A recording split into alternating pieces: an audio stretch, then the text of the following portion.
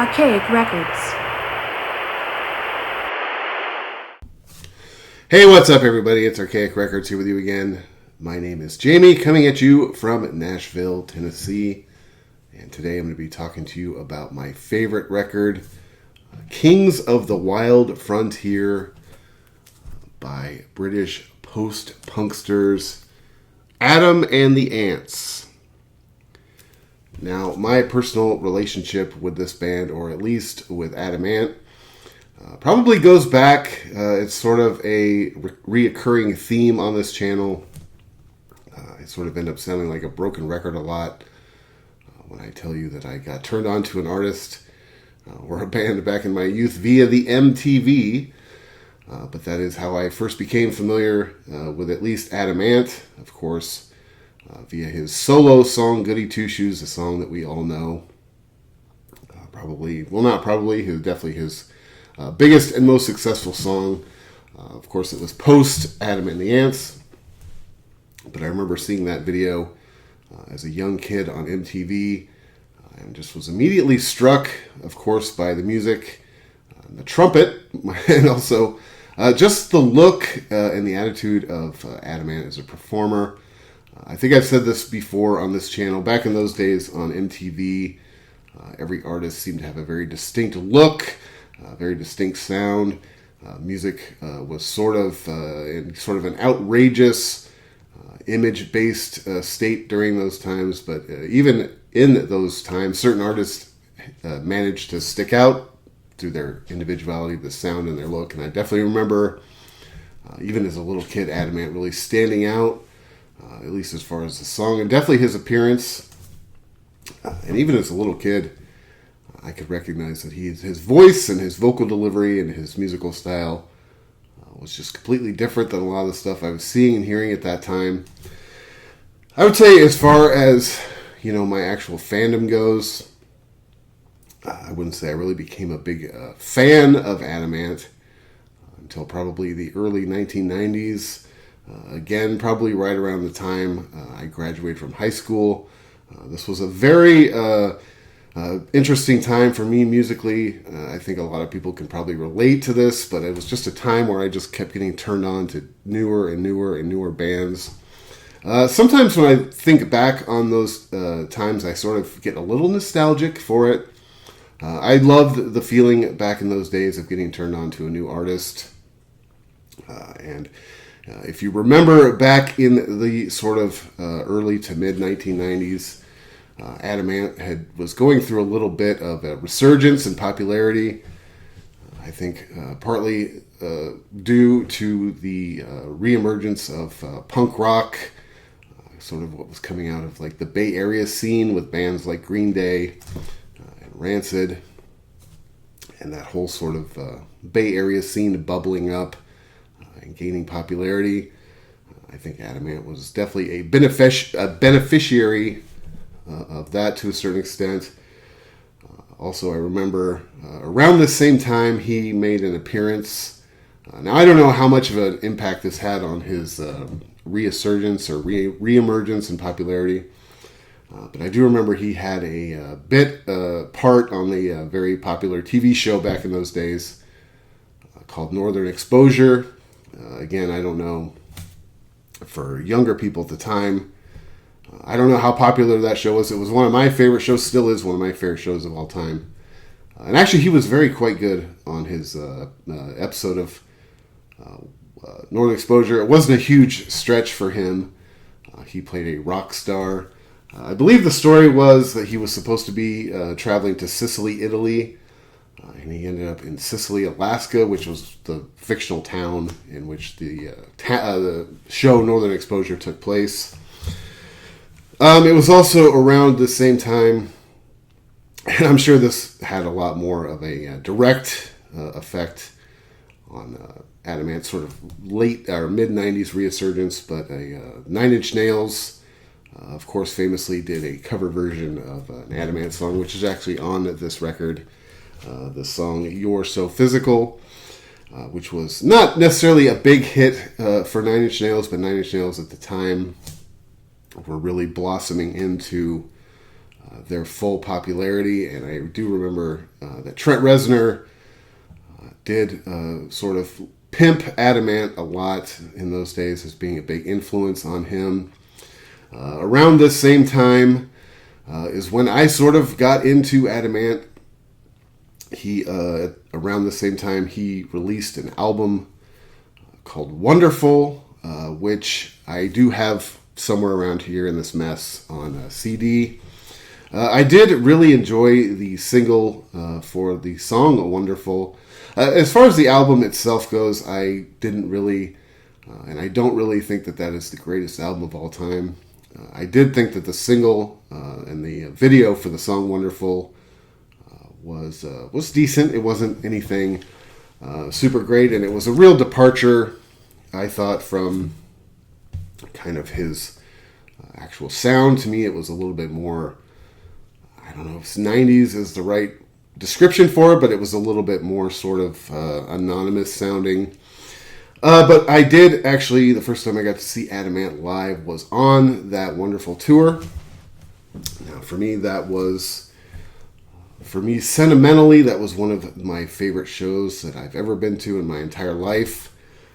Because mainly, for the main reason was it was the first time I ever went, got an opportunity to go to a show at the Fillmore in San Francisco, which is, to this day, probably always will be my all-time favorite music venue.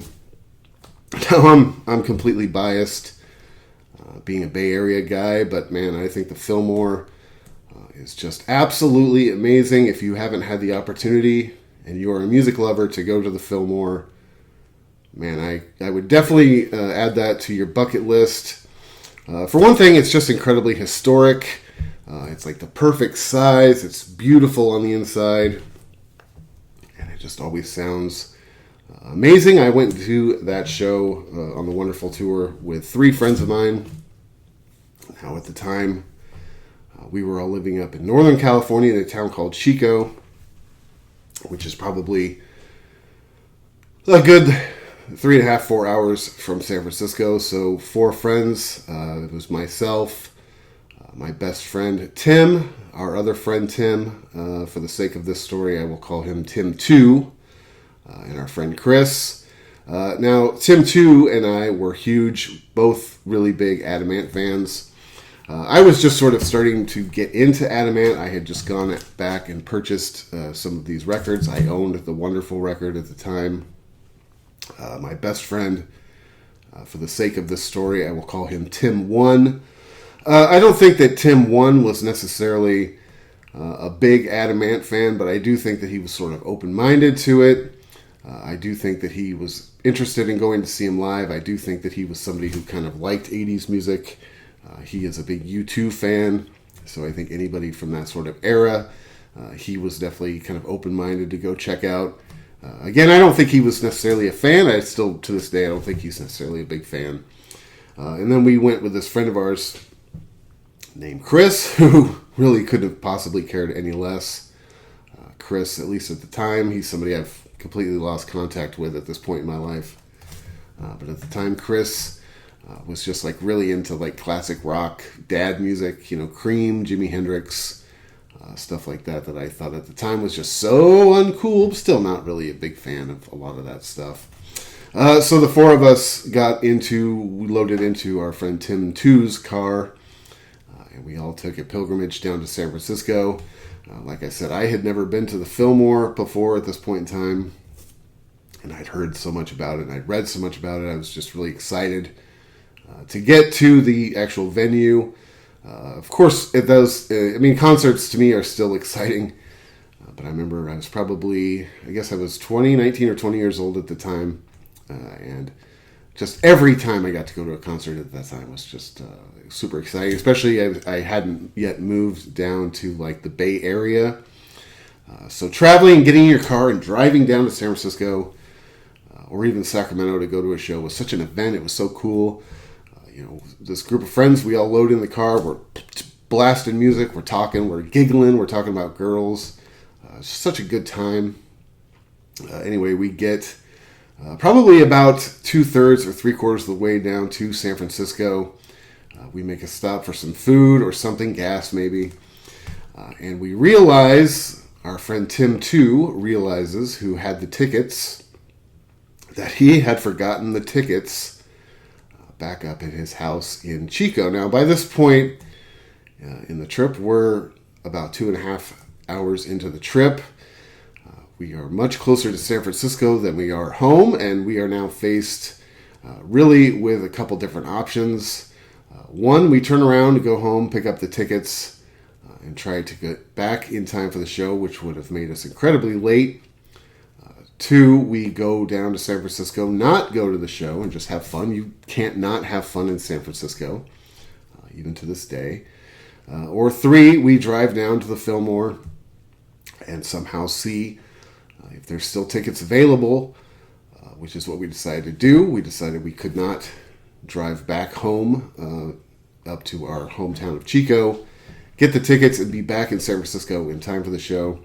Now, this sort of soured the mood of the group a little bit. For me, it wasn't so much the money at the time, as I was just convinced that the show would be sold out and we would miss out on seeing Adam Ant, somebody that I, at the time, was really getting into. And I think that was sort of the general mood of the four of us. As we got down to San Francisco, and we found the Warfield, found parking, which was a miracle enough. It was a miracle, actually, we found the Fillmore relatively easy. If any of you have driven around San Francisco, this is pre-days of GPS. San Francisco is not an easy city to navigate, especially for four hicks from the sticks. But we did manage to find the Fillmore, I remember, relatively easy, and parking in San Francisco, which was crazy. So we walk up to the box office. At this point in time, I'm just really hoping that there's still something available. We go up and we ask the woman sitting inside of the box office if there were still tickets available, which there were, fortunately. So all four of us had to pony up dough to buy the tickets for a second time. Now, for me, it wasn't really that big of a deal. I was super excited to see Adam Ant. Now, at the time, I had a fast food job. I was, like I said, I was like 19 years old. So money was sort of an object at that time, but I didn't care. We had already made it down there. I think for my friend Chris, who really didn't like that kind of music anyway, I remember he had sort of a crappy attitude about the whole situation. I remember he wanted Tim 2 to buy his second ticket because Tim 2 had forgotten the tickets up in Chico. I don't remember if Tim 2 did buy Chris's second ticket, but I do remember that was sort of a point of static between those two guys. Anyway, we get in line. That was a big thing for me back in those days. Also was getting to the show early, waiting in line, talking to the people around you, geeking out with the people around you about the show, about the artist you're about to see. That's not really like a thing anymore, but I remember it was such a thing back then to get in line early for a show, sort of talk to the people around you, talk about your fandom, talk about the artist you're seeing. Nowadays, I feel like that's not really a thing. Also, for me, I'm not really somebody who gets to shows nowadays at my age super early to wait in line. But even if you did now, I assume that there wouldn't be, the sort of conversations that we had back in those days. It would just be a bunch of people like,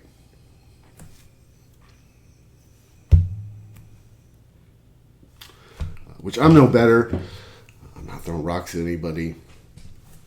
Trust me, I'm on my device probably as much as most people. But I do remember those days of getting in line and talking to the people around you. Not long after that, the doors opened and we were let into the Fillmore.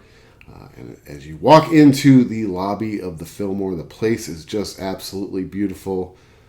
Like I said earlier, this is my all-time favorite music venue. As a Bay Area guy, I am biased, but just the history in that room, the size of the room, the sound of the room, and then if you go upstairs in the lobby, there is basically a museum, essentially, of show posters of all the people that have played there. Of course, the Fillmore show posters are a whole thing of their own. But it was my first time walking in there, and I was just absolutely blown away by the place. I was almost just starstruck just standing inside that room. I know that sounds really dumb, but it's true. As the show was getting ready to start, the opening band that night, I remember, was a indie folk duo called the Murmurs. Now, the Murmurs at the time, they had sort of an indie hit on, like college radio, which used to be a thing. I'm dating myself on the show constantly, but they also had a video that had been played on MTV's 120 Minutes a couple times, but the song was called You Suck, which is probably what you think every time you watch one of these videos. I'm not holding a gun to your head, man. I thought they were really good. I did think it was sort of a queer choice opening for a band like Adamant, or an artist like Adamant, to have this sort of folk duo play, but I thought they were actually really good. And I did, at the time, I did like that song, You Suck. That's not a band or an artist that I've stayed in touch with over the years, but I do remember that I liked that song, at least at the time. They finished up. And I do remember the intermission between them and Adamant just seemed to take forever. This wasn't, I hadn't been, at that point in time in my life, I hadn't been to like a million shows. I was still somewhat novice. But I do remember that the setup for Adamant seemed to be exceptionally long. Eventually, they got everything set up. His show began, he came out, and it didn't take long to ascertain that he was pretty loaded when he came out on stage. Now, I'm not one to throw rocks. I have definitely been guilty of drinking in excess, or to excess in my life. But you could easily tell that Adamant had been tipping a few wobbly pops before the show. Generally speaking, the show just turned out to be not really very good. You sort of had a hard time recognizing what songs were playing. He was slurring very badly. He was in between every single song. He seemed to be going off on these sort of tirades. And at the time, I was a huge fan. I was sort of disappointed by the show. One thing that grew tiresome to me also was, as I mentioned earlier, one of the things that led to Adamant's sort of resurgence in the mid-90s was the fact that Nine Inch Nails covered a Adamant song, Physical You're So. During the show, Adamant was wearing a Nine Inch Nails shirt, which was fine, I guess, but pretty much in between every song, apart from going on these sort of tirades that were only sort of half coherent, he kept slobbering up on Trent Reznor, which after a while I found to be kind of embarrassing, to be honest with you. For one thing, full disclosure, full honesty, I am not a Nine Inch Nails fan. I just never have been. It's nothing personal, it's just a matter of taste. If you love Nine Inch Nails, that's awesome. I've just never been a fan. And to me, Adamant, Trent Reznor just can't even sniff Adamant's jock. And the fact that he was slobbering at Trent Reznor the entire night just kind of grew tiresome. And quite frankly, I found it to be a little embarrassing. After a while, the show just sort of kept sort of deteriorating over time. I felt that he was sort of losing the crowd. I do remember at one time he climbed up onto the drum riser, and he was attempting to climb up, I felt like, onto a stack of amps, at which time one of his road crew came out and sort of dissuaded him from that idea, at least.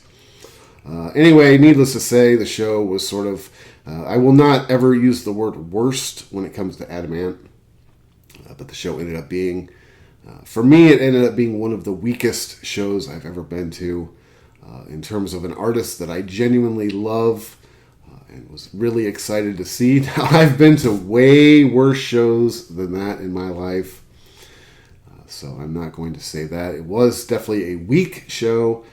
I definitely do not think that Adamant won over any new fans that were in the audience that night. But I have been to worse shows. My wife has taken me to a couple of humdingers, if you will. But I would say that the worst show I've ever been to, or one of the worst at least, was I had an ex-girlfriend back in the day for several years, and her favorite band was Motley Crue. I had to go see Motley Crue with her one time. That was probably, that was one of the top 3 worst shows I ever saw. For one thing, I've never liked them. I'm just not a fan. Again, if you love Motley Crue, that's great, I guess. But that was just one of the worst. I didn't want to go. The band couldn't play. And, it's become trendy and sort of funny to make fun of Vince Neil for being out of shape. I won't go there because everybody gets older. Everybody puts on a few lbs as they do. But Vince Neil wasn't even singing. I didn't want to be there to begin with. Vince Neil was just sort of barking out these weird noises. Of course, my ex-girlfriend, that was her all-time favorite band. And she thought it was just Jim Dandy. But needless to say, we all left that Adam Ant show a little bit disappointed. Driving back home to Chico, especially considering we had all paid twice to see it. My friend Chris, at the time the classic rock guy, he was pretty much lecturing us the whole way home about how he knew it was going to be a pile of crap. I don't think any of us were really in the mood to listen to his opinions that night. But nevertheless, it never affected my fandom. I still loved Adamant. Even at that age, I was forgiving enough to realize that everybody has an off night. Several years later, I saw Adamant again, and I would say that he was slightly better, definitely in sort of better condition, but it was after that point in time I realized, you know what, I can be a huge fan of this guy, I can love his records, which I absolutely do, but I don't necessarily need to go see him live anymore. And at this point in time, if he came around me, I might not. Like I said, I've seen him twice. The first time was not good, and the second time was better. It wasn't necessarily great. I just think that there are some artists out there who just maybe are not necessarily the greatest live performers. But I absolutely love this guy. It never affected my fandom. It never affected my attitude towards his music or towards him personally in any way. I still love him. Let's get into this record just a little bit. Adam and the Ants formed in London in 1977. They released their first album, Dirk Wears White Socks, in 1979.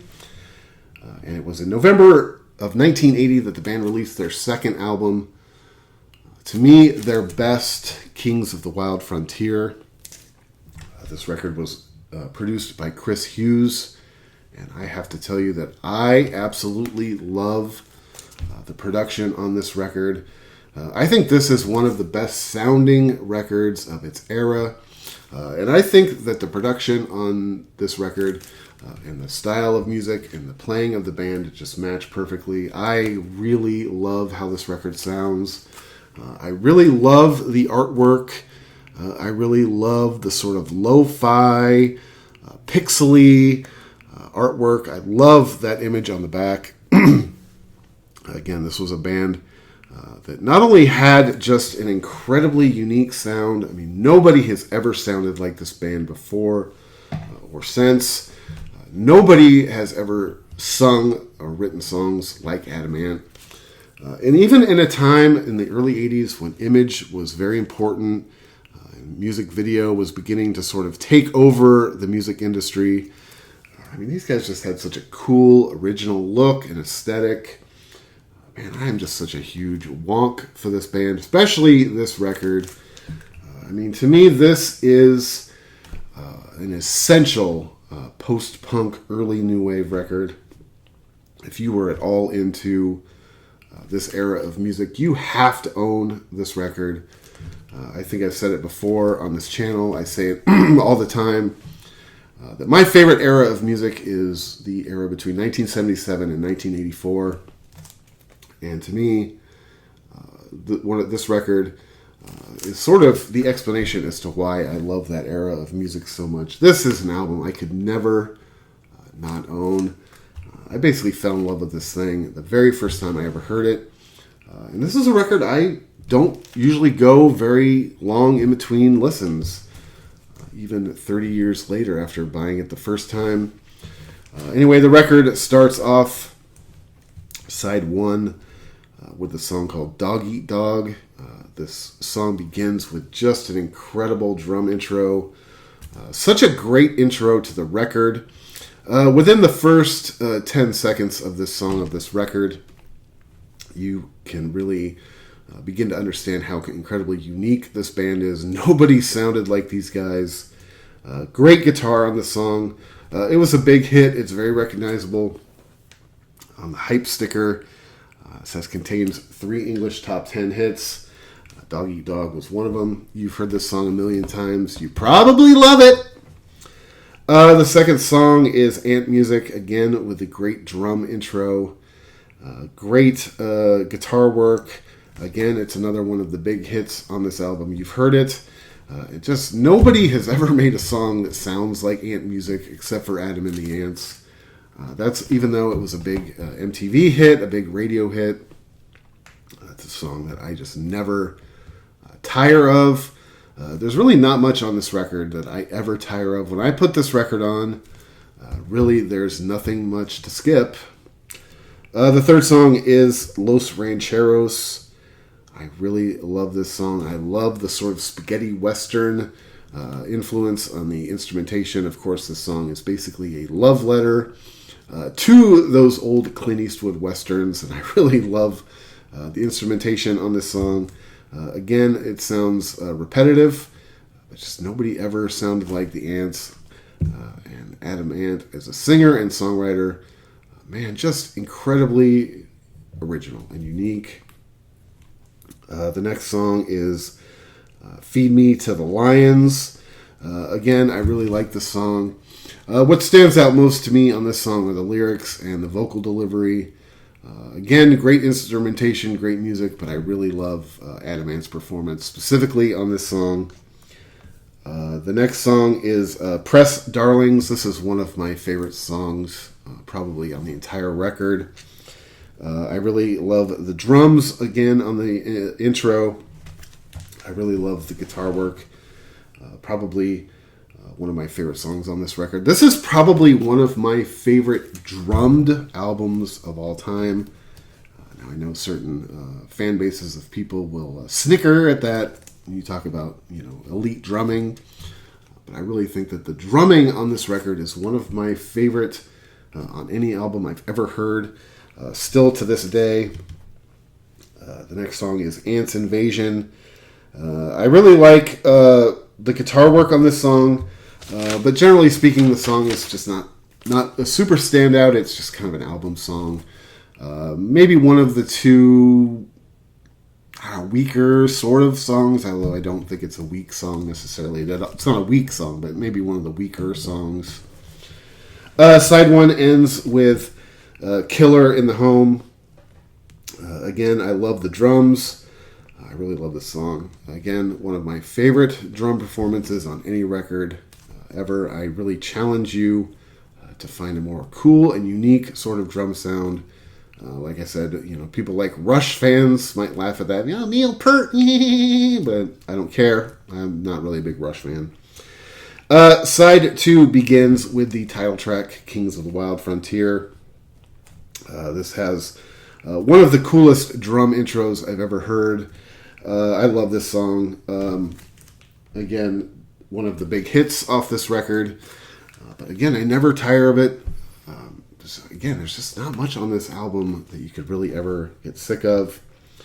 The next song is The Magnificent Five. To me, the song has like a really cool kind of finger snappy sort of tone. It's not really a high point on the album to me, and honestly, of all the songs on this record, this is probably my least favorite performance by Adam Ant. I find the vocals to be a little bit grating on the song, a little bit kind of annoying. I do like the music and the instrumentation. I don't particularly like the vocals or Adam's performance on the song. The next song is Don't Be Square, Be There. I really love this song. This song is a little bit poppier. I wouldn't say it's a pop song, but it's definitely more pop than post-punk. Maybe heading more into sort of early new wave. But I really like it. I love new wave, so that's not a criticism. The next song is Jolly Roger. This song is a pirate pop punk perfect masterpiece, if that's your thing. Personally, for me, I'm not big into pirates, or pirate music necessarily. So for me, this is probably the weak point on the record. Sometimes I guess it's sort of a skipper, the song Jolly Roger. But obviously the band were big into the pirate sort of aesthetic influence, at least in their look. I don't hate the song Jolly Roger, but like I said, to me, I would say it's sort of kind of a lower point for me on the record. Maybe my least favorite song on the album. But again, that's not really a big criticism because I don't think it's a bad song. I don't really think there's a bad song on the entire album. The next song is Physical Your So, as I mentioned before. That was one of the things that brought Adam Ant back into prominence in the early 90s when Nine Inch Nails covered it. This version is so much better than the Nine Inch Nails version. Again, I just have never been a Nine Inch Nails fan. I apologize if that hurt your feelings. And the album ends with a song called The Human Beings. To me, this song is the most bow wow wow sounding on the record. To me, it's decent. It is a love letter to basically Native American tribes, another strong influence and interest in Adam Ant, and a big influence on the band's aesthetic. I really do love this record. As I mentioned before, I think that this album is a pop-punk essential, or a post-punk, I should say, essential. Whether you consider this record to be like post-punk or kind of early new wave, either way, this is a record that you should own. This is a record that I could never not own. Probably one of my favorite records from 1980. Man, I absolutely love this record. One more thing I want to recommend real quick before I get out of here today, and that is if you are a fan of the rock bios, if you look at this shelf right here, and most of this shelf right here, those are all, of course, rock bios. I am a huge nerd, geek out on these things. Really can't get enough of them, really. But one of my favorite ones I'd like to recommend, one I feel like doesn't quite get enough attention, is the Adam Ant autobiography, Stand and Deliver. I absolutely love this book. Now, of course, all of these rock bios, it's got all of the debauchery and all of the bad behavior that you could ever handle. But this book is a little bit different. To me, this book is very honest. It's very candid. It's very well written. And some of the stories in this book are just completely heartbreaking. Of course, if you know much about Adam Ant's personal story, I mean, you know that this guy went down through the bowels of hell before coming out the other side. And I just find it to be very inspiring, and I just have so much respect for anybody who is able to turn their lives around. And of course, Adam Ant, as he talks about in his book with sort of his own words, this was a guy who was diagnosed with bipolar disorder, but it wasn't really until he got drugged through the muck of public humiliation, addiction, and all sorts of other just horrendous sort of life experiences that he was able to come to terms with his diagnosis. And like I said, I just really have a lot of admiration. And I find it very inspiring as somebody who has gone sort of self-diagnosed with the same sort of mental condition, that this guy was able to basically hit rock bottom as hard as he did. Now, earlier in the episode, I wasn't making fun of him for being drunk on stage, but it was just very apparent. But he was somebody who, like a lot of us, who struggle with sort of mental health concerns or mental health issues, he was very guilty of self-medicating. And it wasn't until he basically hit rock bottom very publicly, and he, as he talks about in this book, very embarrassingly, that he was able to secure his diagnosis and really start taking the steps to turn his life around. I just absolutely have nothing but love and respect for this guy. He has become a giant advocate for mental health, and I just have nothing but the utmost respect. So check out this book. It's candid, it's well written, it's sometimes funny, it's sometimes very sad, but I find it to be very inspiring. And this, as somebody who was already a fan, I will say that this book just made me bleed admiration for this guy. So I would go out and check out this book, Stand and Deliver. Unfortunately, this one doesn't get a lot of hype compared to some of the other rock bios out there. I love it. I absolutely love it. I've read it a couple times. I find it to be sort of very uplifting. Anyway, man, thank you so much for checking out this video. This is Archaic Records in Nashville, Tennessee. My name is Jamie. Be sure and go out and support your local record store. This past week, my wife and I took a drive up to Bowling Green, Kentucky, just to get out of Nashville for the day. Very beautiful up there, beautiful little college town. But we found a couple of their local record stores I wanted to shout out real quick. Mellow Matt's Music and More, which was absolutely awesome. And then there was a store in their local mall. Yes, I mentioned earlier on one of these episodes that we do go to the mall. But there was a really cool record store in their mall up there in Bowling Green, Kentucky, the Greenwood Mall, called Hard Copies. The place was just packed with records, CDs, shirts, posters. Loved it. Absolutely loved it. We had a great day up there. So if you happen to be in Bowling Green, Kentucky anytime, check out Mellow Matt's or Hard Copies. Anyway, go back and listen to Adam and the Ants, Adam Ant. Check out his book, Stand and Deliver. You will not regret it. This book is awesome. Be sure to check back every week for Morrissey Monday, my weekly celebration of all things Morrissey and the Smiths. And like I said, thank you so much for checking out these videos. I really do appreciate it. And until then, I will talk to you next time.